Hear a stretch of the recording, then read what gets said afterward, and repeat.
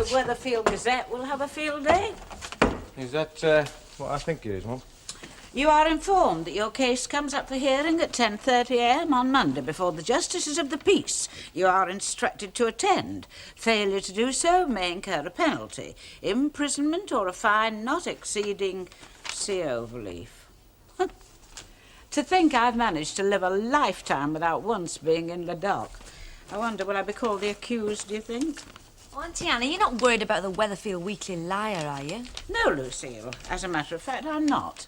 Though, as a general rule, I'm petrified at the thought of being pilloried in the local press. Oh, Mum, you're living back in the past when it was a scarlet sin to get your name in the papers. Like, what will all the friends and neighbours think? Yes, Billy. Well, keeping up appearances, it may sound very silly and snobbish or something. But the fact remains that it's a matter of hard work and heartbreak. Why bother, then? Respectability. The struggle to get it and the struggle to keep it. You wonder why millions of my lot drop out. Who needs respectability? Society does. It's the framework of society. What are you trying to say, then? You don't mind your naming in the paper? Because, Lucille, I am innocent. Fear is the companion of the guilty. Now, if you'll both excuse me, I think I'll go and lie down. I really am feeling. Well, I'm 100% certain she's innocent, but I reckon the prosecution must have a heck of a tight case against her. Well, they wouldn't bother to prosecute Kid if they weren't absolutely sure of getting a conviction. Oh, blow it. Life's too short. Let's go and live it up. Hey! You're not an A, I'm a Lucille. And Evan has lent you to us. Do you happen to know if Len and Ray are seeing them birds today? It's not an audition for strippers, you know. It's to select an housekeeper. One of them's coming in to make the breakfast and the other's coming in to make the tea. Oh. Oh, yes, I think I'm well out of that doing for Fairclough and Langton caper. I could see the writing on the wall, you know. I sense things like having got the psychic from my mother's side. Oh, aye. The moving finger writes and having wrote moves on. That were one of her sayings. Nobody tells me anything. Of course, I were too close to home for 'em, you see. That were my drawback. Might have been their downfall. Whose? No names, no pack drill. Len and Ray. Well, don't let on how you forced it out of me, will you? Oh, hey, you know, this squeegee's shot. This is the second one I've worn to the bone in 2 years. Look at it, clapped out squeegee. You know, they reckon it's a poor workman that blames his tools, Hilda. I don't know about blaming them. Ray Langton's always forgetting them. I'll just nip round with these, Billy. Hey, will you workers like? Give us some air. Hey. Do you know, he never gives up. Where do all these beer bottle tops come from? Off beer bottles. Well, you want to get rid of them when you're finished with them, don't you? Well, they're all yours. I never stop bottled bevy if I can avoid it. That's not the point. That half gives the wrong impression, doesn't it? I mean, all those fag ends and the beer bottle tops. Which is why we're getting a housekeeper, isn't it? Amongst other things. I mean, if she thinks she's got a couple of yobbos to look after, we've had it, haven't we? If who thinks? Well, Miss Thingy, or what's her name? Gina. Gina. She's not Italian, is she? Italian? Oh, come off it. Our parade's full of Ginas. Is she from our parade? Well, I don't know. But she's not Italian. No. Do you think she'll turn up? Why shouldn't she? Well, I mean, we did say 9 sharp, didn't we? And we did say we were dashing off to work, didn't we? Well, I mean, we didn't say on the dot at 9. I mean, not exactly on the dot. Fair's fair. The odd minute or two isn't going to fetch the bailiffs in. What time is it now? Just gone 25 past, roughly. Hey, do you still need this permutations that pay? Have you got one? We'll take any 8 from 16, you said. We'll be quids in, you said. Well, we won. Yeah, £3.5. Well, it's better than falling off a cliff with a stick of celery up your nose, isn't it? It cost £8 for the perm. Oh, Hey, I'm not breaking up yet. Haven't you started yet? Giving all these birds of yours a once-over. they're not birds. They're housekeepers. Oh, of course they are. Yeah, it's this trade's description. You got to call them something, I suppose. Look, what do you want, Billy? I mean, now exactly. He's yours. Hey, you left him on the bar last night. Yeah, thanks very much. Hey, what, Samuel, you've got stuffed under it. Deep-sprung newspapers. Hey, Billy, will you do us a favour, mate? Oh, what? Run a 4-minute mile in that direction. Go on, up it. What, after lugging a dirty great pair of pliers all the way from Rovers to here? Oh, all right, mates. I don't want to put the mockers on here. Put the mockers on what? Whatever you've got in mind. We are choosing one housekeeper out of 2. Oh, yeah. Morning. Oh, hello. Hello? Decisions. It's that way. The street. Oh, yeah. See you, doll. Funny fella. Oh, he's all right, love. He's just a little bit shy when he's meeting new people, you know. Thank you. Hey! That's not the time, is Oh, it? that clock's fast, love. It's been wrong for days, hasn't it? Oh, yes, I was going to mention that to you earlier on. Oh, it's these dark mornings, they throw me completely. I wake up, think to myself it's still dark, and then I just... Go back to sleep again. Yeah, we have the same trouble these dark mornings, don't we? what? Yeah, well, this isn't feeding me master's faces, is it? You must both be starving. Why don't you two squat down with your newspaper for a while, and I'll get a quick fry going. Miss Thingy? Gina? Gina, yeah. You haven't got an overall. They still wear pinnies, don't they? You know, house coats. Oh, I'm sorry, I just got dressed and came as I was. Well, it probably saves a lot of time. Of course it does, saving the time putting on overalls and things like that. Hey, I've not caught me tights at the back, have I? I wondered why you mentioned overalls. I know they're fine, lovey. I was just wondering why you didn't have, you know, little things. Well, a lot of people do reckon that overalls tend to restrict the freedom of the movement, you know. Yeah, I mean, overalls aren't anyone's cup of tea, are they? I'll get you breakfast.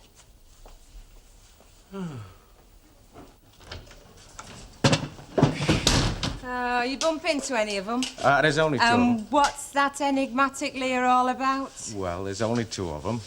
One this morning, one this afternoon. I just met this morning. I didn't exactly bump into her. She did this rather nifty square tango right round me. Oh, what are you rabbiting on about? You haven't got an inkling, have you, love? Birds. This one had the sort of assets I would not mind bumping into. Do you know something? Most of the men I know spend morning, noon and night thinking about it, talking about it and making jokes about it. But when they get the opportunity to do something about it, they are pathetic. All I wanted to know was what this girl was like at housekeeping. There's other things in life, you know, besides that. Betty Turpin pulls a better pint than you do, kid. She leaves you standing when it comes to stock taking. It'll take you 10 years to learn what she knows about running a pub. All right, I'm stupid. Yes. And she's got the chop and you've still got the job. Why have you kept me on? Because your tangible assets can be seen from where I'm standing. Look, a bloke comes into the pub on his own, stands at the bar, drinks a pint, right? Probably doesn't talk to anybody. Right, now then, question. What is our lad thinking about? The paintings of Leonardo da Vinci, the music of Beethoven, or the speed of light? Or the chance of bumping into the barmaid on his way home? You don't mind if I sit with you, do you? Right, then, you two get stuck in now. All right? Hey, it's a terrible habit when people are eating, but, do you mind if I, Oh! Thank you. Oh, hey, I knew I'd forget something. Oh, well, it won't still be warm, but if we wish hard enough, it might still be wet. I brewed a pot of tea first and forgot to bring it. Hey, I wish I could give you a barrel load of sorries, Mr. Fairclough. I know how you men like a good stiff brew before you go off to work. It must be all the excitement and rushing about. Oh, you've done justice to yours, Mr. Langton. Filled your boots right up. Oh, yes. Well, once I know what you like and how you like it done, well, we'll be all right then, won't we? I'm afraid my eyes are bigger than me belly this morning, love. Oh, it's all right, Mr. Fairclough. I hardly touch breakfast myself. You know, I don't think I could eat that lot if you paid me. You're not slimming, are you? No. Some of them slim nowadays as if they were training for pipe cleaners. I'm afraid I've not got that sort of figure. My body's more sort of, you know. Well, I've never conspired to be a proper Gordon Blue, but I bet I can do a better crust on a cheese and onion pie than that specimen I saw coming out of length. What's the matter, Chuck? Think about what that fella Burrows said, you know, at the top drum, what we heard him say. Stan, what he said could have meant anything. What you're doing is bending his words to fit the... Circumstances, yeah. Yeah, and your pie's getting cold after me making it. I can see to any pub like I saw to the Rovers. That's what he said. I can see to any well, pub... you know what that sounds like to me? Sounds like somebody talking about trying to fit in another pub on his delivery round. Yes, but any pub and like I saw, that's what's niggling me. I mean, you can make a definite statement about that, can't you? I know where you're sloping after. You've not touched your dinner. Look, who do you think spiced that gin, eh?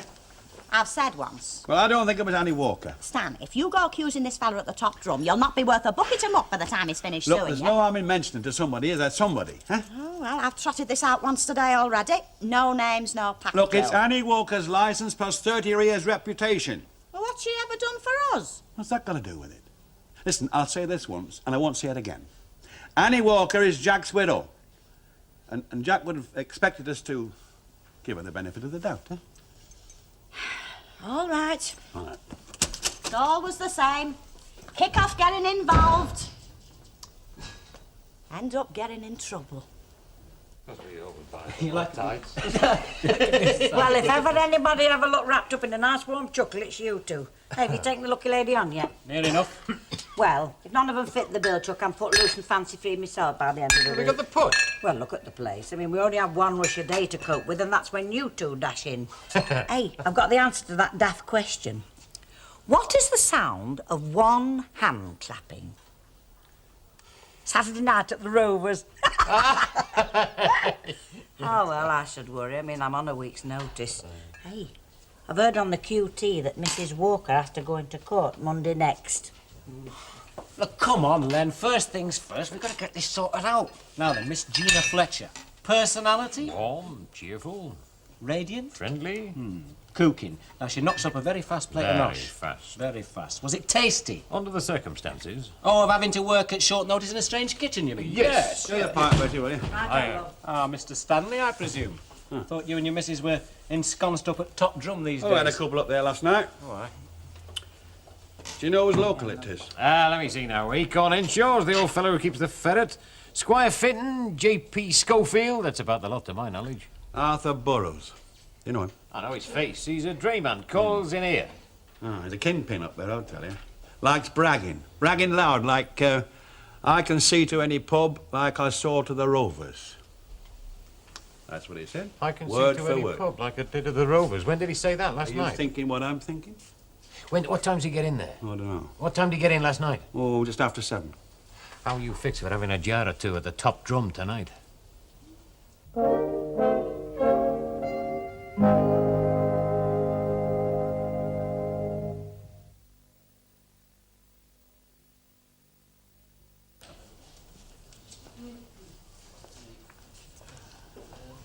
Coronation Street, P. 694/41. Part 2, take 1.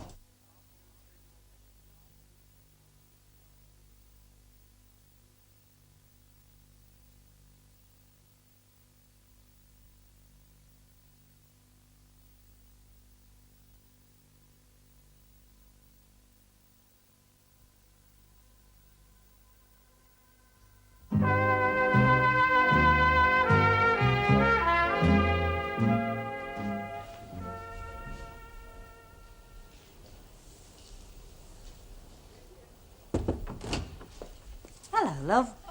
Oh, Miss Hutchinson, is it? Oh, I'm Mrs. Turpin. Betty.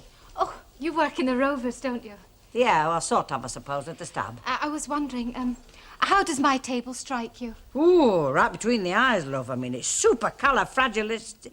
Oh, I can't remember the rest. You don't think I've given them too much to go at, too much choice? Well, if you promise not to break me head, I mean, I don't like treading on tender bunions, Chuck. Have I forgotten something? Is there Well- something missing? Well, yes and no. Well, what I mean is, love, I mean, if I wanted to summon up guests by sort of twitching me nose or waving a wand, I'd have Grace Kelly sitting in that chair there, and I'd have Barbara Cartland sitting over there. It's not as grand as that, Mrs. Turpin. Tis for two plumbers, love. I mean, what they want at this time is a quick, thick butty so they can dash off out and have a long, slow pint. Well, Mr. Fairclough and Mr. Langton gave the impression that what they wanted was, well, gracious living. Oh, love, when fellas live by themselves, gracious living is having a milk jug on the table instead of a bottle. Hey, that looks a bit of all right, Eileen. Thank you very much. That's fantastic. It looks like a posh advertisement for mustard, doesn't it? We've come up a bit of a problem here, though. We can only afford to pop in quick and out, you see. Yeah, if there's one comforting, never failing fact about fellas, love, is they're always consistent. Well, then. No, you see, something's cropped up. Yeah, it always crops up at the awkward times, doesn't it? Oh, they do, don't they? I suppose it's a quick dash in for a pint, is it? You know, the stuff on that table takes a bit of making and preparing. I mean, all afternoon spent casting pearls before plumbers. We've got to go out, right? Yeah, see this wet, see this dry. Yeah, it wouldn't be to see a little fella about a bit of business, would it? All sort of on those lines. Yes, love, it is. Yes. Not only are they consistent, they're not even convincing. Well, you'd better get something to eat before you go out drinking. What's that? It's homemade meat and potato pie. Well, maybe we have got time for a quick bite or so before we flash off, eh? It's not exactly scientific, is it? I mean, reading tea leaves. It's not superstition, it's all science. Oh, give over. It's called tasseography, the science of reading tea leaves. Lucille Hewitt, University College, London, reading tea leaves. Well, I mean, have you ever told somebody something that's come true? I warned Vera Travis only last year about evil forces gripping her husband. Salt of the earth was Sid Travis. And? Vanished clean off the face of the earth. Went out one night for a packet of ciggies and nobody never saw him again. Mind you, he had nicked all the cash from the Wakes Club. Oh, would you believe it? Well, I'll keep an open mind. No blooming tea leaves. Honest, these flipping tea bags, they're making me redundant. I tell you, decimalisation is only the tip of the window change. 9/10 of it's submerged. Tea bags. Yeah, and they're only a start. Any minute now it'll be cocoa bags and coffee bags and dried up beer bags. Hey, do you know what's wrong with Val and Ken lately? Why, they're poorly? No, it's just that they seem a bit, well, secretive, you know, whispering and that. No idea? No, not yet, I haven't. Are you sure they're like you say they are? Yeah. Perhaps it's time to do a bit of digging then. Now you're doing it by the book. After dinner, sit a while. After supper, walk a mile. That's one of my granddad's hardy annuals. Oh, well. Arrivederci. We went to the Adriatic coast last summer. It's in Italy. Oh, I see. Well, I won't mind if we talk about the job tomorrow, will you, love? Because we've got to have a bit of time before we come to the right decision. Well, that's all right, Mr. Fairclough. Que sera, sera. What will be, will be. Oh, yeah, sure thing, baby. And, Bona Sierra, eh? Means eyes down for a full forum. Ah, well. Bye. Bye. It's odd, isn't it?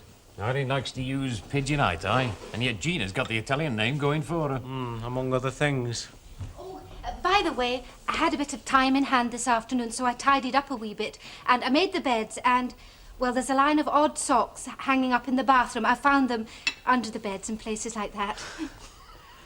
Ciao, baby. Ciao. Hey, do you prefer one to the other one? You know, Gina to Eileen? No, I don't think so. You know, our dilemma is this. One, they both want the job. And two, they're both very good at it. Right. Oh, the job. The job. Yeah, it's not a very easy decision to make. I mean, some things seem to tip the scales Gina's way, and other things tip the scales Eileen's way. What do you think of Eileen's spread? Oh, it's absolutely perfect. That pastry was as light as candy floss. No gourmet could ever knock Eileen's cooking, mate. No. Mind you, I reckon the gaffer down at our bank would. I suppose you do realise that this little lot has taken a great slice out of this week's budget. Don't think I'm in the dark about food bills and things, but Gina did put on a simple little fry-up, didn't she? Well, it was a bit on the overdone side for me, but I guess we could always tell her how we want our bacon and eggs done. That's what we didn't tell her to do this morning. Maybe she thinks we like it like that. Which still means that we've got to make a decision tonight. After we've seen Milado. Yeah, people have always laughed at him, you know. Oh, it used to make my kneecaps curl up when I was first married. Same when he were at school. Slow coach Stan the big fat snail. Yeah, well, he's not slow. Never has been slow. He just thinks a lot before he takes any action. And that's why he gets more things done than most folk. Oh, yeah, Annie Walker's got a lot to be grateful for. Oh, I reckon she's deeper in debt to Stan than anybody else she's ever known. Oh, and me. I mean, I'm the woman what stood beside him, encouraging him to follow the, Dictates of his conscience? Yeah. Yeah. Of course, I knew all along, you know. Oh, yes, the minute he put that two and two together. Annie Rod, Stan and be pleased. Didn't like the beer at the top drum.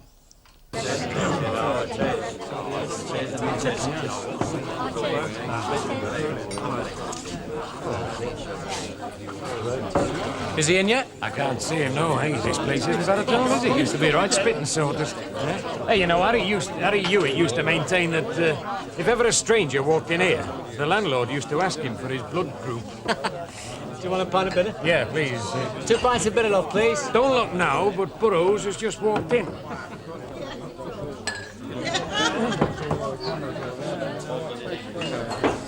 Sorry, pal, this space is reserved for the regular lads, same every night from 7 o'clock on. Space reserved in a public saloon in a licensed premises. You've got your facts a bit cocked up, haven't you, mate? Oh, I don't know. Suppose it was your local. I walked in, sat down where you always sit. I mean, year in, year out like I'd that. have no grumble then, would I? So, you'd say not, eh? Well, if he looked anything like me, I'd probably give him a duffing over. I'm sorry, mate, you're right. You're all right, lad. Stay where you are. If there's any trouble, tell them Arthur said it's okay. Here, hang on a minute, lad. You can't drink that. I mean, that bitter hasn't dripped right. Do you need a prescription for that muck? What muck? That muck. Bernard! Bitter wants changing. Here. Don't starve yourself. It's all right, lad. The barrels need a changing, so I got you 2 lights. Oh, it's very Just much. to give you strength up. Arthur. Arthur, you're a good lad. Come on, crash the ash, mate. Oh, what do you think of this place, then? Oh, it's a sight better than the funeral parlour we go to. Ah. Where's that, then? Rove's Return. Oh, you know it. Oh, Since the landlord died, I've never known a pub go down the nick like the Rover's Return, you know. No flannel, Arthur. I'm not joking. It's Mind true. you, you know, Jack, he were a gem, a real gem. But his widow, she's not fit to run a dog meat shop. I'm not joking. Nobody knows what a really stuck-up bitch she is, you know. Who goes in there now? Very few. And not only stuck up, I mean, she's a snob. And worse than that, she's a malicious snob. Mind you, of course, Newton and Ridley's. They should never have let her stop on after Jack died. Still, Rover's lost, top drums gain. I'll drink to that. Yeah, well, it sometimes takes a week or 2. Hey? The art of waiting. Waiting for what, mate? Patience, lad, patience. My old mother used to say it always gets its reward. We're not with you. Well, it's quite simple. I know this Annie Walker. Mind you, it's that son of hers, he gets on my wick. Still, it's her responsibility, and if the brewery's appointed someone who doesn't consider the customers, then it's time the customers did something about it, or got someone to do it for them. Hey, that prosecution, what's it over? Watered down? That's it, you got it. Well, I wouldn't expect you to actually... Well, I don't know if it was you or not, Arthur, but if you were the mastermind behind that, well, I'd like to shake your hand.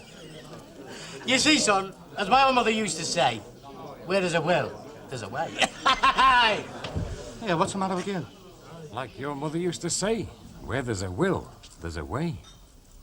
Oh, I never believed it, not for one single solitary second. Not about Mrs. Walker. No, I said to Stan, we'll see hell freeze over, I said, before my friend Anne succumbs. Well, you know what I mean.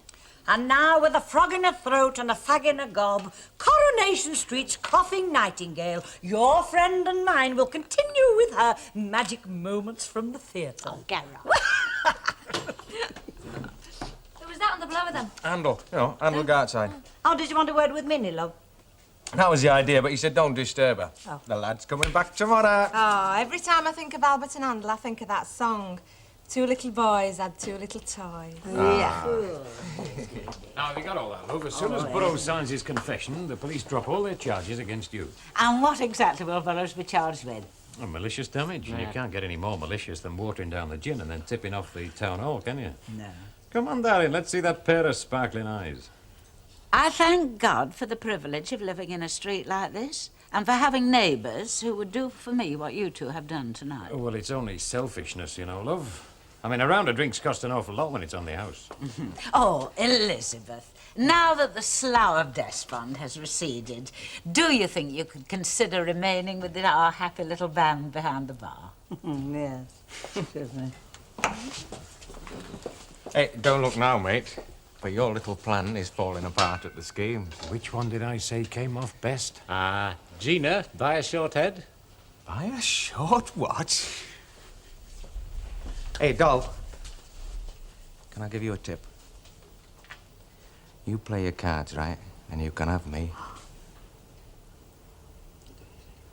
I haven't been out for nights. Well, whose fault's that? Well, if it's me that wants to go out and you that doesn't want to go out, whose fault can it be? Look, you go. I've got things to do. Oh, that's great, isn't it? Hello, Ken. Where's Val? She's got things to do. And that means night in, night out. Look, I'm not the Marco Polo type. If we were going to Colwyn Bay, it would take me days to pack up. Well, it's not the other end of the world we're going to, you know. Well, I don't know. I never thought about it Well, until you got think. offered this job. Think, love.